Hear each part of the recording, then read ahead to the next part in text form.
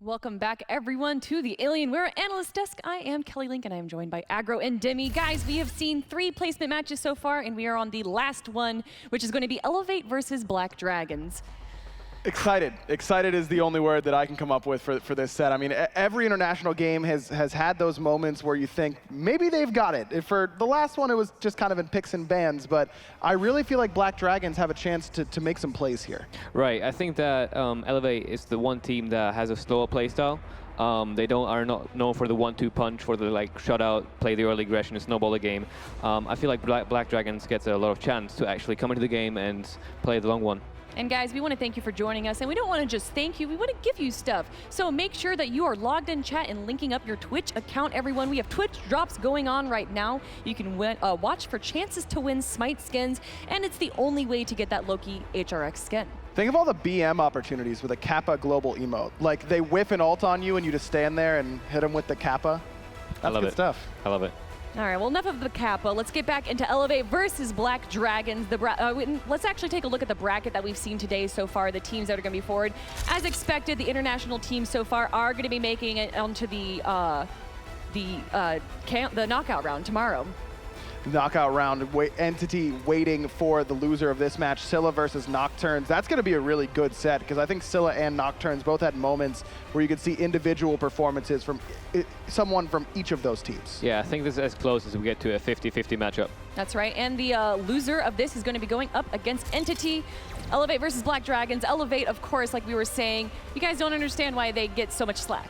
They just play a different style than everybody else. I mean, normally you're used to seeing the soul laners, run at you, invade your buffs, all that kind of stuff. Elevate, they're throwing Shen over there. They're throwing RTO, Guardians consistently, and allowing Dardez to play something different. The Nox, whatever it is, the Naja support that we saw from him during the fall split. There's just a team that's willing to experiment a little bit more than others and really like to play their own sort of style. And also, out of these players, a lot of them kind of bring their own thing. You got the Bruise brothers coming out, and also Cherryo, who has the worst ping ever online, but comes out and lands. I'm really excited to see what they're going to bring out. Dude's a beast on LAN. I mean, Cherry, you can expect is going to have a good performance at LAN all the time, but this is his first World Championship, and as you could probably attest, Demi, it's a little bit different here on this stage. Yeah, I sure hope it carries over him, though. I think it will. I think it'll be just fine. Fortunately, we don't have I don't even know if I want to say fortunately, but we don't have a big audience here, so maybe the hype, maybe the tournament jitters that you usually get isn't going to be as prevalent today. I honestly think these teams getting to play today is really beneficial to them. Even if they do lose, I think it's actually kind of detrimental that Rival and E United don't really get to warm up. A little bit. I mean, that's definitely part of it. Having a game at the world stage to kind of get your feet wet and get into it is something that a lot of teams really like. Yeah, coming in with a bit of momentum really helps you going into those matchups. And yeah, I think that they really appreciate it. So how is Black Dragons going to have to compensate for Elevate's interesting picks? Well, they have interesting picks, Elevate, but they kind of stick to their own interesting picks. Now, I'm sure that they're going to have something new, but it's a lot of Nox in the support role. It's a lot of double Hunter, triple Guardian. We hear about it all the time. So it shouldn't be anything that catches Black Dragons off guard, because Elevate, like everyone else, isn't going to want to show a strategy that they haven't shown before. Exactly. I expect Elevate to simply go with the classic triple Guardian and double Hunter and just go with that. And there are a few known names on Black Dragons, but when you think of it, you gotta look to Kliz. Got to look to Kliz. Honestly, I heard Barracuda talking to him earlier, and he said, Kliz, you're like the most famous person here. And he kind of meant it. I mean, everyone loves Kliz. He's just a lovable dude. Well, I hope chat's giving Kliz some love right now, guys. Who else on Black Dragons are we going to be looking towards to carry their team and win against Elevate? For me, it's got to be Nann in the mid lane. He's a guy who's been around the bush a couple times. He's been here before. He's played on the international stage and has always seemed to be able to make some plays. And having a mid laner that can make plays, Demi played with one for quite some time. You can be down, you can feel like you're out of a game, and a big ultimate from a mid lane mage can totally change the course of a game. Yes, I was about to say Nann as well. I really liked his performance in the past games. Just the overall roster for me personally is really amazing, because I get to recognize every single name, and I just know them from past games. Like PIBE the support, done great. MarcelZ in the Hunter role, also amazing. And I just want this roster to come together and put on a great show today. I think we're probably going to see a more standard build from these guys. Yeah, picks and bans is going to be Exactly. They just have to have something that's standard enough, but is ready to deal with what Elevate is going to throw at them. They need something that can get through these tanky frontliners that Cherryo is probably going to play in the jungle. I imagine that Cherryo is going to stick to a Guardian. No Naja? I was going to say, Naja's on the table, his Hunbats as well. Those are his 2 assassins that he's played historically, but last time he pulled out Hunbats at Super Regionals, it didn't go particularly well for them. I would really like to see a Naja. It actually does go well with the Discardia as well, because the ultimate, her apple, is a bit slow to land, hard to confirm. Right. And off the Naja ult, obviously, you can land it easily. That would be a beautiful wombo combo right there. Plus, it gives DeathPanter some confidence on a mage. You know, everyone's talking coming into Worlds. Can DeathPanter play a mage in the mid lane, and can a warrior be played by no numbers? I mean, those are the kind of question marks. I wonder if Elevate's going to let that get to them and try and play a different style to prove that they can, when in my mind, they don't really need to. I mean, I don't care what DeathPanter's playing if Elevate's winning. Why prove it now, though, when you have a better chance against an international team? I think the mindset could be that they feel like this is their easiest matchup. It likely is on paper. So you take your easiest matchup and have an opportunity. You have more margin for error. I don't know if you saw that, but that wink actually made the camera guy faint. That he almost fell over. My goodness. Out of these Black Dragon players, do you think that they're going to be trying to focus mid lane with DeathPanter and Nann having the bigger advantage over it? I'm actually not very sure what they're going to be up to do. I like to imagine that it's going to be a similar split from what we saw in the energy set, that there's going to be contestation either solo lane side or dual lane side. I think that focusing on the mid lane is a smart thing. To get pressure there is really smart, and they should be doing it. oShip and Nann combining there, and should be good. That's what really won energy their game, in my mind, is the pressure that they had early on in mid between the Raijin and the AMC, with Emilito rotating over and joining Yemen in that mid lane. That just gives you so much pressure around the map. You can take it to the dual lane side. You could take it to the solo lane side. It doesn't really matter where you're going. You're going somewhere with numbers and with strength. So if Black Dragons can do something similar, it can put pressure on Elevate in a flexible manner. You're not kind of shoehorned into one side of the map. Well, we are about to find out what they're going to be picking and banning right now, guys. We're going to get into match number 4, picks and bans, Elevate versus Black Dragons from Brazil. I also want to mention that they were known as INTZ Esports last year. That's right. A lot of these guys returning onto the world stage, and that's so valuable, Dimmy. I mean, you guys ended up winning a world championship on your first time on the stage, but I wouldn't say that that's the norm. It usually takes these players a little bit of time to get used to the pressure. True, yeah, fully agree. All right, what's the first ban that we're going to see out of here, guys? It seems to be very typical RTO, Erlang, Shen, nothing too focused just yet. I'm actually very surprised that Erlang Shen has been such a prominent ban so far in the tournament. I'm guessing, oh wow, Kabrakan. Kulin and AMC will be taken away again. Kabrakan here means they don't want to take... Yeah, they don't want to deal with a Kabrakan being flexed on the team of Elevate. Yeah, it almost certainly would go to Cherryo in the jungle, and that was kind of the pick that it really springboarded Elevate to some success at Super Regionals, though they really did manage to learn some new ways to play around different Guardians in the jungle. No Athena ban, that's interesting. Athena and Kabrakan were the 2 bans that they really wanted to go for. RTO. RTO's very, very good, but that's a first pick potential for Black Dragons. Yes. You know what I mean? You can first pick, you ban Athena there, you first pick RTO, then you've taken both of those away. You don't really want to first pick the Athena just because Cherryo plays it super well. Exactly, right. So I already see the strategy coming out from Black Dragons, trying to thin down the Guardian pool, RTO and Kabrakan. Now they opt for a Muzen Cub. Fairly standard, but pretty standard. We saw him get banned out last game, but the first 2 games he did get through. He does provide that amazing aggression. Yeah, either first picked or banned in every single game so far. So now Elevate has some options. I imagine it's going to be an Athena for Elevate, though they probably don't need to force it right here. Black Dragons might not play it, but it's one of those picks that you don't want to first pick, but in the first 3, if you're taking it away from a team that really likes it, that's not a pick that you would necessarily hate. Yes, I agree. Also feel like Elevate has a way of dealing with a Muzen Cup, or they are not scared of a Muzen Cup since they just give it up so easily. So I'm guessing they're not surprised by the draft here. Who would you want to see? And obviously we're going to be seeing AMC a bunch now. Who counters AMC? Who needs to be picked after AMC is locked in? No one? I would like to say Hu Yi has the best chance of giving in the 1v1, the ultimate, just a lot of power in the early game. The bounce, if aimed properly, can take down AMC easily. So even though he's got nerfed and his jungle clear isn't as high, Hu Yi still has a great 1v1 matchup. Osiris Sylvanus, this surprises me a little bit. Not because it's Osiris Sylvanus, because these are 2 very, very strong gods, but these are not gods that fit Elevate's traditional mold. And I do think that we are seeing them try and say, we can play the traditional style here. Yeah, that's exactly what you were saying before, and maybe they're trying to scare teams, show them that like they can't just depend.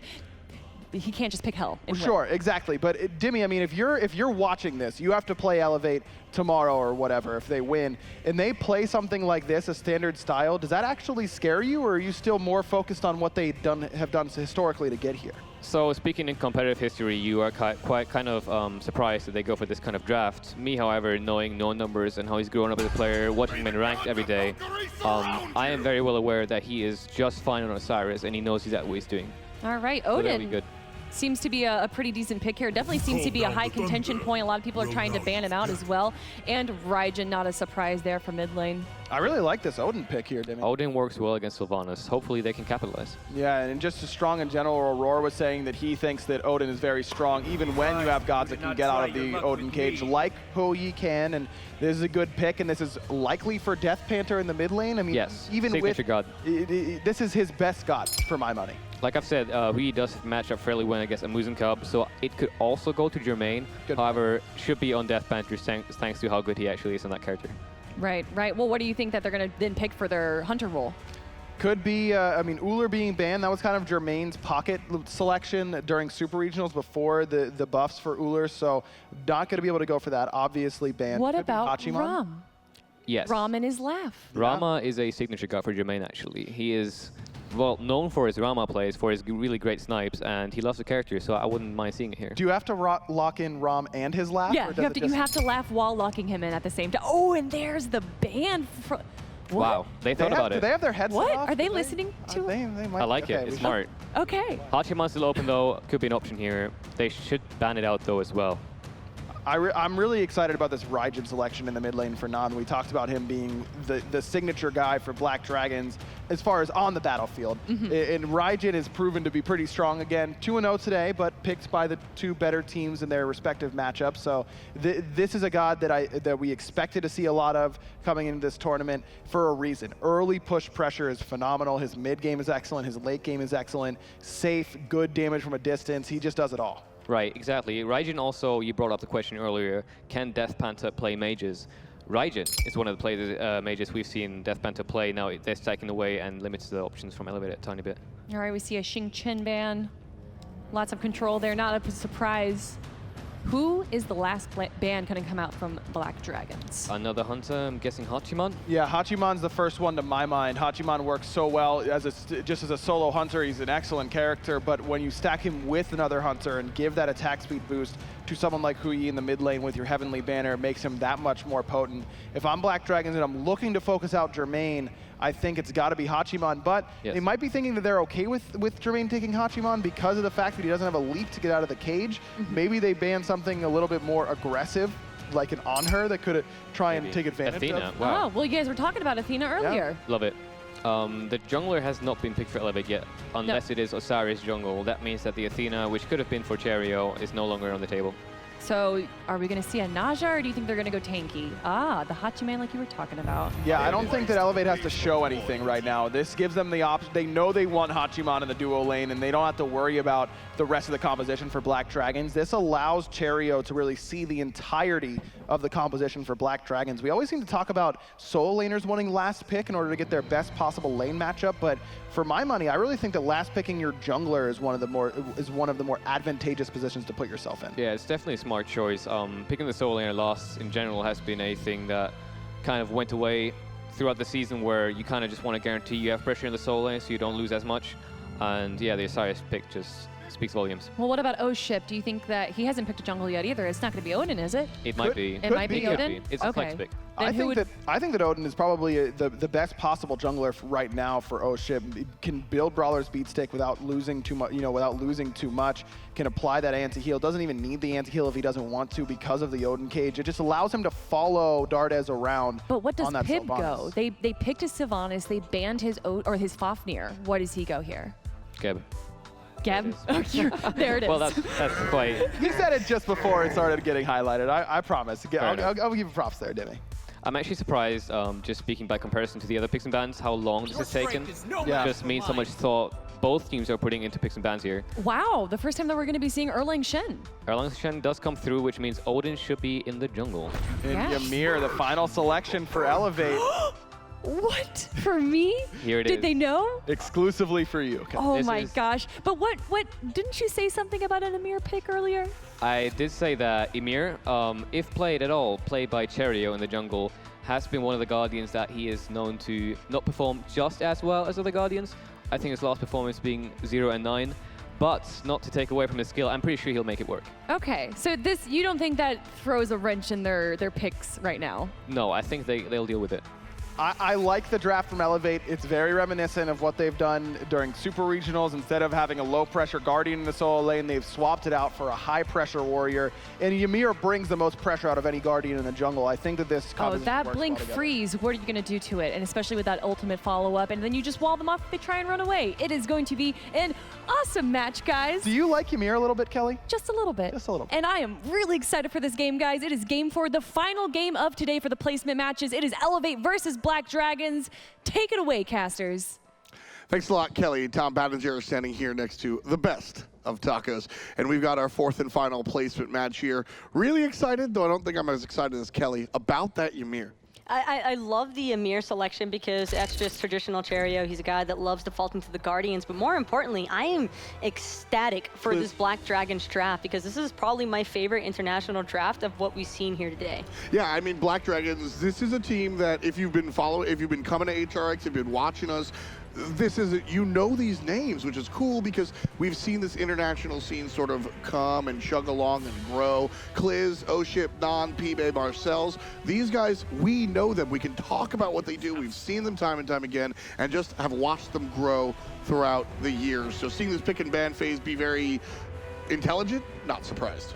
And on top of that, Elevate, though, are still going to be a force to be reckoned with, considering Ymir and Osiris. I don't think anything screams more lane pressure than that combination alone. oShip, I'm loving the Odin selection, maybe preemptively expecting some sort of Guardian that wouldn't be able to escape the cage. At the same time, I still like the Ymir into oShip's Odin, simply because, yes, when you trap the Odin, when you trap the Ymir, he can't go anywhere, but you just ult, everybody commits on you, even if you die, you blow up and bring everybody low.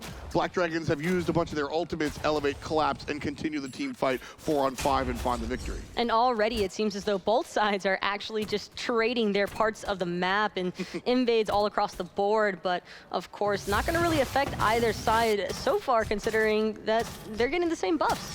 You know, I want to bring something up that Dimmy said the last time that we saw Cherryo come out, and he went 0-9, did not have a fantastic performance. But that's one black mark on an otherwise fantastic resume of Ymir jungle for Cherryo. Over here on the left-hand side, Dardez and Jermain pushing behind the Tier 1 tower, looking for the proxy farm, and with just PIBE on the Geb, they are not going to be punished. Absolutely zero punish. DeathPanter maybe trying to sneak away one of these Harpies, but it's not going to be any good. MarcelZ, though, that purification beats forced by Cherryo so early on. Very important to remember once level 5 rolls around. I like how Cherryo just takes the dangerous path. Normally you go around the safe way. Cherryo's like, nah, man. I'm just going to walk right past. Just wait for the clear to happen and see what's going to happen after that. This is actually, so this proxy farm is really interesting, and I want to dive into it. So because of the communication, Elevate knows that they're not going to be rotated on. They're able to play this far up and look for a possible invade, but look at the tower damage. That tower damage is insane. At only 2 minutes and counting, Yeah. PIBE is not going to be able to control this lane for much longer, and he knows if that tower falls, he's probably going down next. And this is really cool because we've seen 4 matches today, including the North American and European teams, and we keep seeing the Hunter join the mid laner, and the support kind of hangs out by themselves, and there really is no, you just kind of like, all right, that's what's going to happen. This is Elevate's way of dealing with that, and Black Dragons have to respond by bringing MarcelZ back here in the long lane. And I think Black Dragon's decision as well to throw MarcelZ into that mid lane is, hold that thought though, oShip actually getting a little bit aggressive there with no numbers, who's caught by the Erlang pin. Knockup is good, but he's going to make it right into the safety of the T1 tower. Very close stuff there as the tower damage continues on the left-hand side. Yeah, we just missed the first blood, but 2 players going for it. There's the sprint, the slowdown thanks to gun gear. Hop, top, jump, and that is going to be first blood. oShip bringing it down for Latin America. And that is the perfect case situation until Cherryo starts to make the rotation. oShip already knows that he's lurking right around the corner, but the creeps are completely stopping his back. He's gonna make his way, jumping through, and his wave actually to save the day. Cherryo misses the wall there. Cherryo misses the wall there. If he finds the wall, he's able to bite back. Unfortunately, Black Dragons representing Brazil, my mistake, still making it happen. Up 1 kill to none. With that said, Elevator still up the 600 gold with or without that first blood. And Elementals, the Fire Elementals to be exact, actually still in control of Black Dragons. I believe Kliz and oShip actually started off over there from the get-go, ensuring that they could have a little bit more farm and security against Elevate. But now Cherryo, he really wants to play aggressive still in this solo lane. I mean, this is when you're playing the jungle Ymir, you've got to play aggressive because this is the moment that you have all the power. And the T1 tower, it's actually already been taken. That whole process that we saw with Elevate trying to, or DeathPanter trying to survive underneath his T1 tower, and they ended up losing, or Black Dragons ended up losing their own. Exactly, and that's a product of Dardez and Jermain looking for the proxy farm, farming behind that tier 1 tower. Oh, Kliz, sorry, buddy. Cherryo gonna take him down on the right side with a little bit of help from his friends. And now the Gold Fury, it's been started to, I love this back and forth. Elevate are showing off so many of their talents. And again, MarcelZ, I don't think that you're necessarily expecting 2 people to be able to secure a Gold Fury in that way. Perfect execution of that juggle between the 2. Yeah, that's what I was talking about. That juggle's really impressive, and I'm going to keep talking about the butterfly effect of that proxy farm. The proxy farm allows the waves to go under the tower, PIBE's on the Geb, no clear, minions hit the tower. Tower falls down, MarcelZ has to play back. Because MarcelZ is so far away, you don't have the luxury of just, when you have that tier 1, you can sort of poke in the jungle, see they're doing gold, walk away. MarcelZ is on a tier 2. And it's such an awkward situation for Black Dragons as well, because oShip loses the luxury of maybe ganking Jermain. Having that Hachiman ultimate is a great escape, but not against the Odin cage. However, it doesn't even matter because you can't afford to gank a link this early on when the T1 tower is already gone. Elevate looking really, really smooth here, loving their approach. And what's really nice about how Elevate are playing is that they sacrifice the first blood. This might be number 2 as Cherryo's already down to half HP. Jumped on top by the Odin. 4th player comes in. And it's a 4-player collapse. oShip gets another kill for Black Dragons. Elevate, however, still commanding a 2,000 gold lead. And still the perfect bounty, though, for oShip to collect. Cherryo was level 9. Now oShip's got a bit of an opportunity here to collect some of his own farm, make sure that he can close that gap a little bit more. It's really all about this dual lane, and I want to see how Jermain and Dardez are going to start impacting these team fights. You mentioned the bounty that oShip gets for Cherryo, because Cherryo in the jungle Ymir is the highest level on the map. How is that possible? Where is this farm coming from? Just the proper leeching off of waves. He's been going in between mid lane and solo lane at the right times, making sure to catch a little bit of both, and plus the buffs. Nice, cute little pull by Dardez. I think that's Dardez just showing people that he can get the pull. But either way, nails it. Looks fun. And again, Nann's really just biding his time here in the mid lane. I think this is exactly what you kind of expect to see out of the Raijin early on. Wants to make sure that he's working around the Odin more importantly, but PIBE as well been put under quite a lot of pressure just because of how starved early on he was due to Elevate start. Exactly. I mean, Elevate intentionally, put the screws into that Geb, and because of that, he's suffering, as you said. But the bigger impact for me, the 4-minute tower. First rubble very rarely comes that early. And Cherryo one more time, lonely invade by himself, as No Numbers keeps Kliz under control on the right side lane. A little bit more than under control. He's actually going to get the solo kill instead off of Kliz, completely losing out in the solo lane now. Rough stuff there.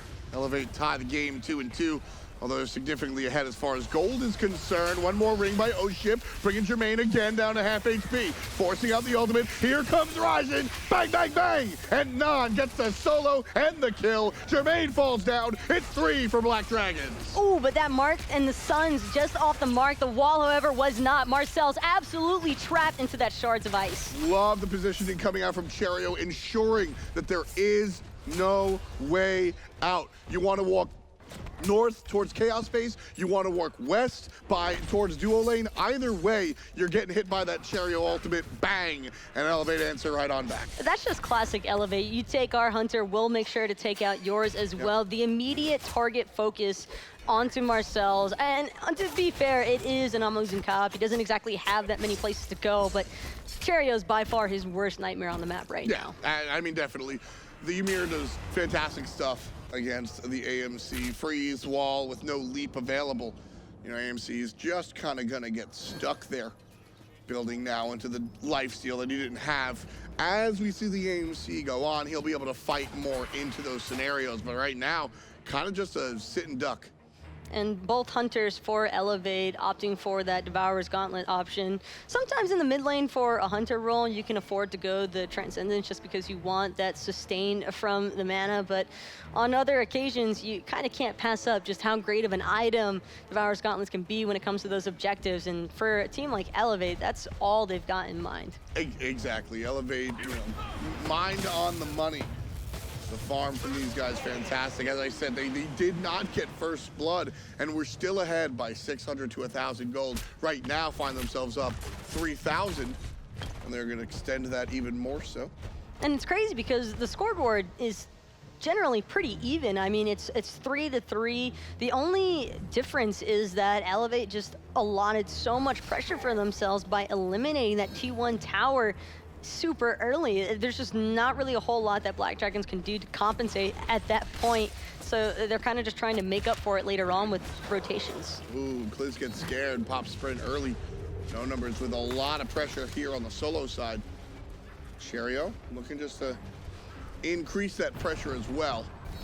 But Osiris needs no help. Left side, Black Dragons started the Gold Fury. Do they have the damage with DeathPanter making the rotation? They spotted out that Elevate was going to make sure to face check it at the very least. And even though DeathPanter is just a lone Hu-Yi, the rest of his team was close enough to make something else happen. Speaking of which, oShip going straight onto Dardez. I've seen this one before. The ring comes down, a little bit of help from the jungler. Not going to be a kill. What was the difference that time? A beautiful placement by DeathPanter of that Hu-Yi ultimate. Those stuns completely deterring anybody from Black Dragons wanting to get within melee range for the follow-up, and they just didn't quite have the damage. oShip could not afford to stay underneath that ultimate, or else he might have gone down instead. Yeah, we've seen that. This is how Black Dragons have gotten all three of their kills, essentially. oShip comes in, jumps down, and gets the ring. Freeze missed by Cherryo. That's what the car kind of questioned himself there. that 360, just that moment of defeat. I remember a discussion not too long ago where they just kept talking about there's no worse feeling than missing that Ymir freeze because you're just left standing there. Yeah. With that said, I do want to point out why he missed that freeze. The Black Dragons player played it intelligently. The Ymir freeze comes out in the cone, so it's the smallest at the point of origin. So if you're gonna get frozen by Ymir, run at him and then step to the side, and then you can avoid the cone altogether. And this is where the downfall has been for Black Dragons so early on in this match, and the reason why Elevate has now extended their gold lead to 6,000 from their initial 3. They've just been all over the objective control, and Black Dragons, they've done a great job at counter-engaging or just initiating the fights. They're just not able to capitalize on those global objectives. A lot of discussion, Taco, has been about not showing off today, right? Single game sets, largely a very large gap between top card, bottom card, etc. Elevate here are showing us the right thing, though. A lot of what people are talking about is how they are a quote-unquote one-trick pony. They have one idea, right? And I have my feelings about that. But what's important here is they're just playing good Smite right now. Objective control, interesting proxy farm scenarios. Elevate are doing what they are playing good Smite outside of their composition, when a lot of fans at home just think they can only play tanks, and that's why they win. I mean, a lot of people seem to credit that to Cherryo primarily. All that thought, though, Nann actually maybe in a little bit of danger. Ricochet not going to connect. Instead, it's going to be PIBE coming under aggression heavily from Dardez in the backside. Dardez with a wonderful job zoning off PIBE to ensure that Elevate can continue the fight on the Black Dragons. But this one's going to turn around. But there's help from his friends. Nann takes down 1. DeathPanter takes down 2 from the mid lane. Oh, yeah. And Jermain rides the horse. Looking for MarcelZ, gets the beads. And Elevate, 4 players strong, take down 3, and they'll look at gold.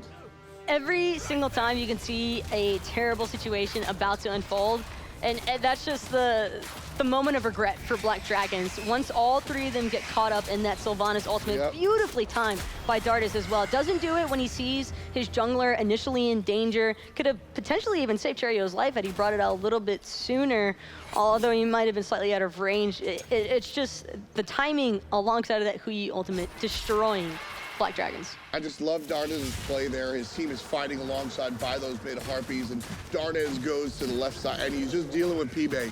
He roots him for a sec. He's just kind of like, you're not going to roll out past me. Kind of like a basketball center screening out another guy. And then as soon as the rest of the team filters in, bang, he gets the ultimate, sets everybody up. And there's that moment as a viewer where you just see 3 people get hit by the same CC, and you go, oh no. I will admit, though, there was a moment where I couldn't tell whether or not No Numbers was going to keep pursuing into that T2 tower. Yeah, same. He's level 14, he's relatively tanky, could have probably afforded Jermain enough time to maybe find the kill onto Nann, but just, I like the fact that they chose to pull back instead. Yeah, I think that discipline is important. A lot of times when you see teams come out here playing against squads, you know that are on the bottom side, you can get over aggressive, and that won't necessarily hurt you in this game. But when you come out tomorrow and play in the bigger bracket, you can stick to those tendencies and get smoked for it. So I like Elevate kind of playing this way. And touching back onto what you were mentioning earlier, where it's best of ones, you don't traditionally want to show all your cards before the matches begin, as the public might say. But I do feel as though Elevate are just doing kind of what they've been doing since Supers. And this is, allow me to take my soapbox out real quick as oShip jumps away. There's a difference between a strategy and a playstyle, and Elevate's playstyle is 3 tanky, 2 backline. And it's not a one-trick pony. We saw how many Guardian bans there were as Elevate starts out the Fire Giant. And Elevate are not a one-trick pony per se. They just play different Smite than everybody else, and that's okay. No Numbers, though. The zoning could cost him his life. Knockup is going to be good onto him for the time being, but as the rest of his boys start to show up, everybody else from Black Dragons is maybe looking to disengage. Meanwhile, oShip drops the ring as he's being attacked by DeathPanter and everybody else. DeathPanter gets the kill onto oShip, 4-7. Black Dragons trailing by 3 kills. Elevate now looking for a 3-man knockup coming out from Dardez. Elevate not on the same page, but it do not matter. They get what they want, and that is space. And Elevate will retreat back. You see a back from PIBE, and with Portal Demon coming up in a matter of moments. Not to mention, he pulled the Raijin's Purification Beads. Those not being available means that Nann has very little chance to try and actually face check anything in the jungle. Let's forget about Fire Giant. It's even moving past that T2 tower line because Elevate has extended their lead so much so that I think even the slightest out of position by Nann, and he's immediately gobbled up. Exactly, and that's a little bit of a rough position to be in. However, Raijin is one of the longer range mages, so if you're going to be behind, sure. Portal Demon goes down to Elevate one more time as far as objectives are concerned. Nann, like you said, in trouble, forced to use that leap. And now oShip isn't even going to be able to call his speed buff his own anymore.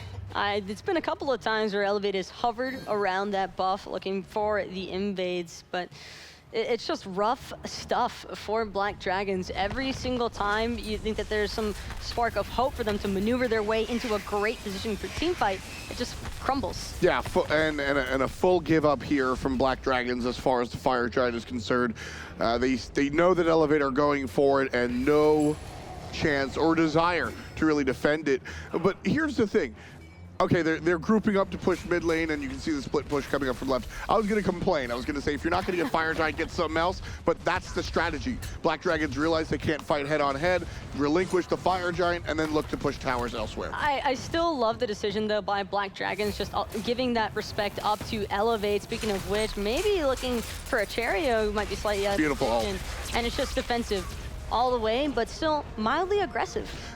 That's all the jokes that we make about zoning ults. DeathPanter right there shows us what a zoning ult actually is. Drops the Suns, you can't walk here, see you later. Saves Cherryo's life inadvertently. And that's exactly what you're looking for out of your mid laner. You just want somebody who can help support the jungler, and especially Cherryo playing a god like Ymir who can put up the big damage numbers, just like what we're about to see right here. He's got the ultimate lined up, shards of ice, still not enough. Big Gem Shield helps out for one moment. There's the jump away, no big deal. Look at Dardez wrapping around the side from the Phoenix as the rest of the squad takes out the tier 2 tower. Black Dragons back foot down over 10,000 gold. The fight is in the left-hand lane, and Dardez is just chilling to wrap around with the ultimate flank on Sylvanus from mid-Phoenix. And that's I love when teams actually play their lead. When you're ahead this far, you can 4-on-5, so you can afford to go send your support around, because if Black Dragons do take 3 steps up, this little house by the entrance to the jungle that we see Nann next to, if they go up that far, there's a Sylvanus wrapping around and ulting 5 dudes. That's what's happening. So Black Dragons play disciplined and we don't see that, but Dardez there just in case, love it. And that latest sound was unfortunately all too familiar for Black Dragons to hear. For the 3rd time this match, Gold Fury has gone in favor of Elevate, and they have just done an incredible job at not only establishing but maintaining this lead. Black Dragons had some great responses, like we've already mentioned, but it's just awesome whenever you see the development over time, and even against these international teams, it's nothing to scoff at. This is still a high caliber level of play. Well, I mean, Black Dragons had a great start to the game. oShip on the Odin is going to have a good early game. The problem was it was matched with Cherryo's strong early game on that jungle Ymir. You know, we were talking how Cherryo is staying aggressive, invading by himself. If you're going to play Ymir in the jungle, you got to go early. The problem for oShip was that he died at times of bus spawn. Speaking of which, no numbers, he is more than happy to eat up that ultimate from Nann. He had those thorns popped. Just gonna keep him safe for the moment because nobody else from Black Dragons wants to pursue him. They need to try and defend their left-hand Phoenix. Well, Phoenix already halfway dead. oShip coming out of nowhere. PIBE getting sent back as Jermain gets the kill with the Hachiman. And the left side bird is gonna fall down. Elevate, moving on to the mid lane. And one by one, these birds are not looking to last very long. With left-hand Phoenix already being sieged, that just means fire minions about to be introduced to Black Dragon's base, and that is the last thing you want to see when your team is struggling to make it past level 16. oShip had to jump from one side of the Phoenix to the other, wanting to avoid any of the basic attacks coming out from Elevate's 2 hunters.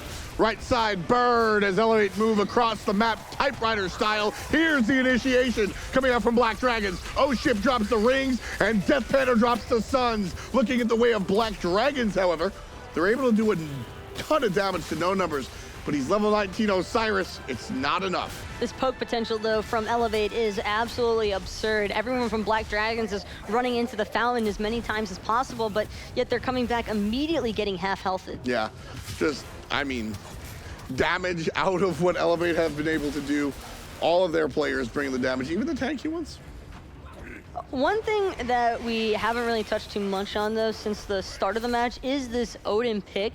I love this draft from Black Dragons because you can see where the punish is possible against Elevate and their commitment to that double hunter with one of their hunters not being able to escape that ring, and then gods such as Cherryo and Dardez, who usually don't fare too well inside of the cage, but there's not much follow-up damage inside of that ring once it's actually deployed. Yeah, and that's why we saw it work so well early on, but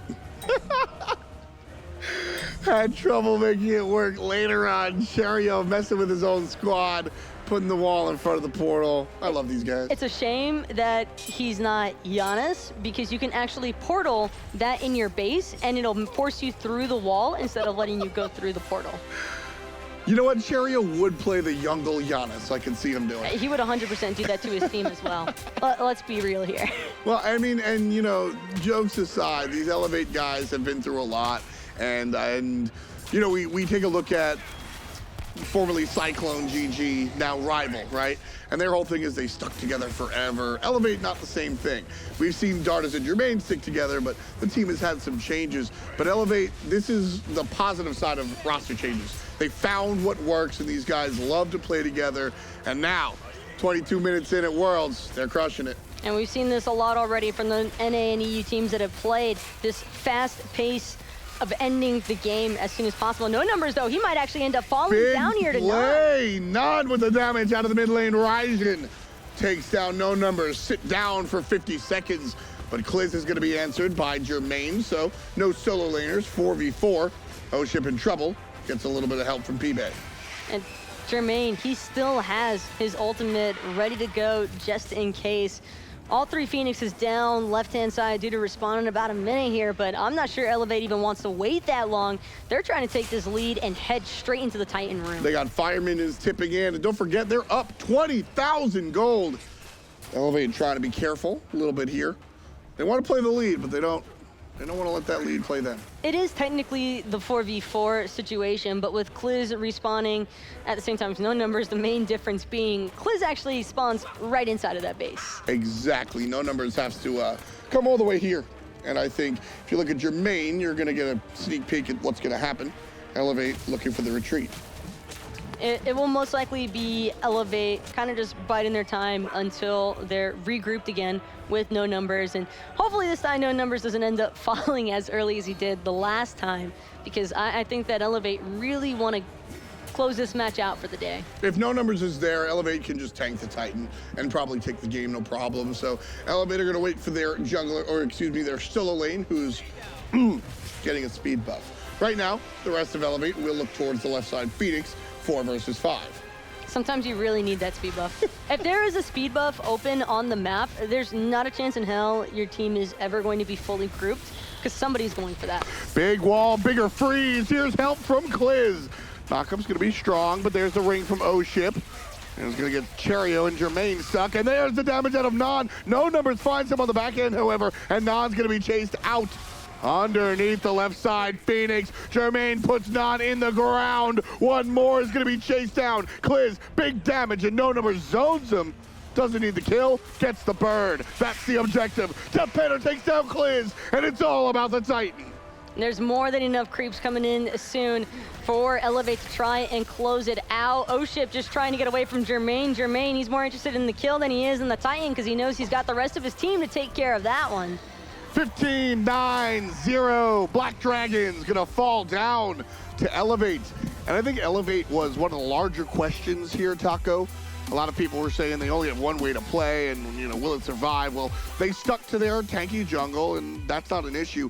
But really what we see Elevate win, they go the tanky compositions, and then they stretch the game out forever.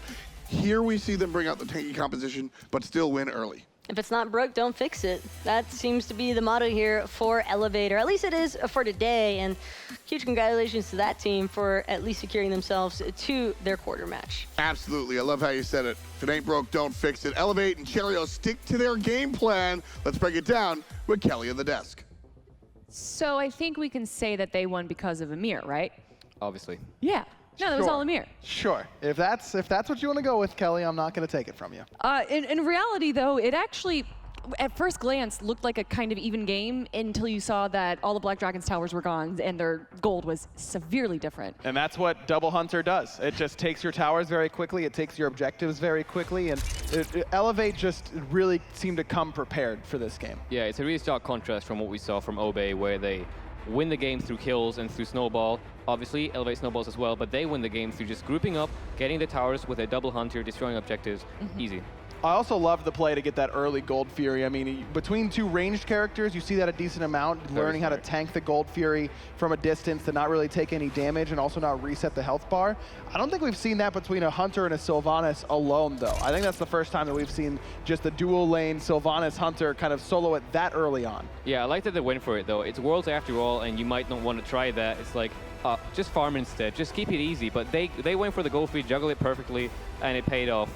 It's something that North America and Europe does so much better than international, is that like they took a hit. They got killed, they got first blooded, and they're like, you know what, we're just going to take Gold Fury off of it. Yeah. Like, They compensate so well, and I want to see these international teams learn that when you do get kills and you get an advantage, you have to take that and run with it. And they just don't seem to apply any pressure. Exactly. It's just sometimes you get so wrapped up in the moment. You're like, okay, we finally got a kill. Let's get some more kills. That'll be great. But in reality, backing up, doing objectives, stealing buffs. Exactly. When you're the one getting killed, stealing some buffs on the other side of the map, and that's just something that is kind of a maturation process for these teams.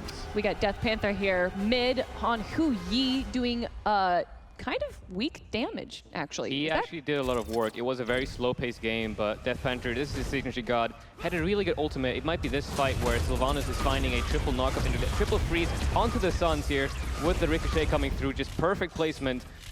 Big in-fight. This is where the game swung in definite favor for Elevate. Without a doubt. I love to see DeathPanter with this character. I'm actually confused why they gave it to him. Obviously, there's a lot of other characters to ban out. I like to see other teams maybe look to take away the Hu Yi and put him something else. I really do think other teams will look to take away that Hu Yi, because that is the kind of the character that everyone started to say, okay. Away from Elevate or from everyone? Because then who do you leave in there? Uller? I think it's really only from DeathPanter in particular. That's the problem, though. Exactly, is that you're either leaving up Uller or AMC, or God forbid both, and then they can take both, and that's the time of Has that happened? Did that happen at run. Super Regionals? Did Uller and AMC ever end up on a team together? I think it might have happened for Elevate, but that was before Uller was as dominant as he is now, so not quite as potent as it would be here at the championship. Let's talk a little bit about Dardez. Seemed to be having a little fun at the end of that game. He was kind of asleep, and that's just typical Dardez. Like, first LAN game I ever see him, he's sitting there like... That's Dardez for you.